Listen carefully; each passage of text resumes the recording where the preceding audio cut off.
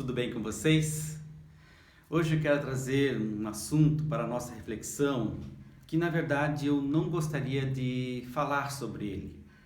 Não porque ele não é importante ou porque não deva ser falado, mas é porque é um assunto muito triste que mexe profundamente comigo e que eu gostaria que essa realidade na verdade não existisse mais entre nós. Mas a verdade é que existe. Nesses últimos dias, todos nós acompanhamos a notícia daquela menina de 10 anos que mora no Espírito Santo, que foi levada ao hospital para interromper a sua gravidez, porque desde os 6 anos ela sofria abuso, estupro do seu tio. Uma realidade tremendamente triste, uma história que nos choca. Infelizmente, essa história não se restringe apenas a essa menina. Há uma estatística no país de que a cada hora 4 crianças são abusadas.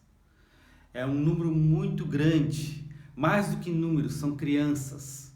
São meninos e meninas que são violentados, violentadas.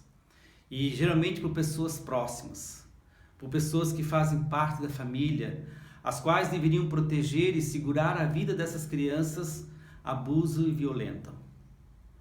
Uma realidade que para nós, de uma forma ou outra, nos faz pensar sobre também o nosso papel e o nosso jeito de viver a vida e de perceber essa realidade.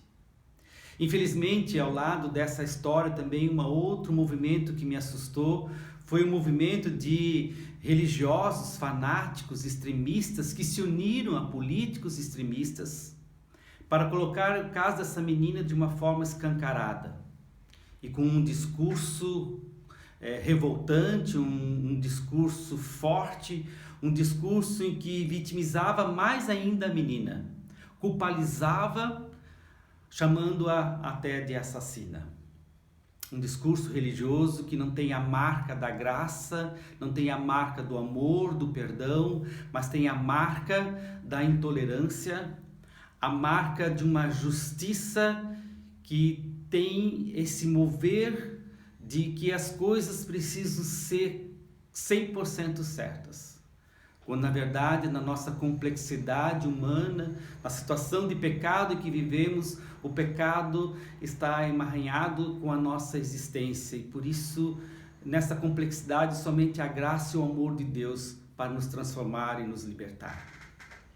O que me assusta também é que esse discurso de uma forma até bélica e assustadora, foi direcionada para a menina e não para o agressor.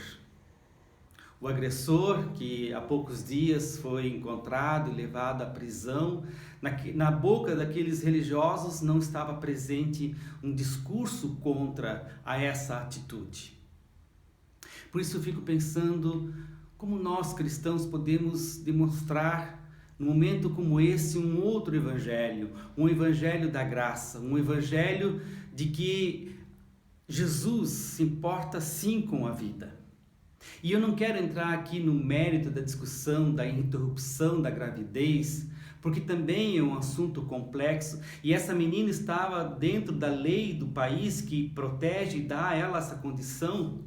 Mas eu quero entrar nessa questão da intolerância, desse fanatismo, desse extremismo que tira a possibilidade de ver a dor de uma criança e colocar os dogmas religiosos acima da dor e do sofrimento. Com certeza, Jesus agiria totalmente diferente. Há uma narrativa bíblica em que uma mulher é pega em adultério e ela é levada publicamente para ser apedrejada. E pela lei da época, pelos costumes religiosos, ela poderia sim ser apedrejada. E aqueles algozes, homens, estariam perfeitamente sendo corretos. Mas Jesus, ao se deparar com essa situação, ele vai ao encontro da mulher e defende a mulher. E não permite que esses religiosos, considerados tão santos e perfeitos, apedrejasse uma mulher adúltera. Porque Jesus viu a graça e a possibilidade de um renovo, de um perdão e de um recomeço. Eu creio que é esse olhar que nós precisamos desenvolver, queridos. Esse olhar de compaixão. esse olhar de amor, esse olhar de que a vida humana, principalmente na vida dessa criança, onde nós não conseguimos dimensionar a dor, o sofrimento, as lágrimas que essa criança derramou, ela precisa estar sendo colocada como prioridade para nós. Como igreja, nós precisamos ter uma voz que se levanta contra toda essa violência.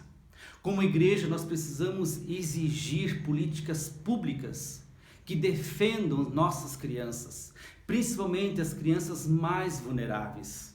Porque percebam, são essas que ficam mais nas vitrines.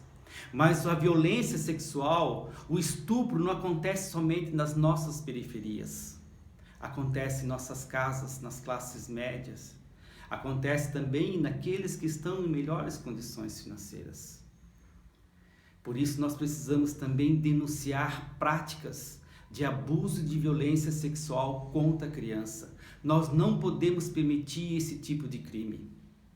E aí também um alento aos pais para que eles se atentem a perceber essa realidade, a conversar com seus filhos, a ensinar, a ter uma educação para que as crianças também possam se proteger e os adultos estarem atentos a essa proteção. Também como igreja nós precisamos cuidar dos feridos, cuidar daqueles que foram abusados, expressar o amor e a possibilidade de um recomeço de vida. E o que essa menina precisa agora é encontrar pessoas que tenham abraços, que possam acolher e dar a ela de novo a alegria de viver. Como igreja, nós não podemos nos compactuar com esse tipo de violência. Por isso nós somos apóstolos. Nós somos uma igreja que não quer ser fanática nem legalista, mas uma igreja evangélica baseada no Evangelho de Jesus, que traz liberdade, que traz salvação, um evangelho libertador, um evangelho compassivo, um evangelho que vê na dor do outro a possibilidade da dimensão do amor para que ele se restaure e se fortaleça. É essa igreja que nós precisamos ser, é essa igreja que nós precisamos testemunhar, é esse amor de Deus, e não levantando discursos extremistas que em nome de Deus, o mesmo em nome da vida, mata e destrói pessoas. Não é esse o nosso discurso. Que Deus nos dê clareza, que Deus nos dê compaixão, que Deus dê a nós como igreja dos apóstolos misericórdia, principalmente a dor daqueles mais inocentes. Estejamos atentos e cuidadosos. Que Deus nos abençoe e nos dê graça nesta caminhada. Amém.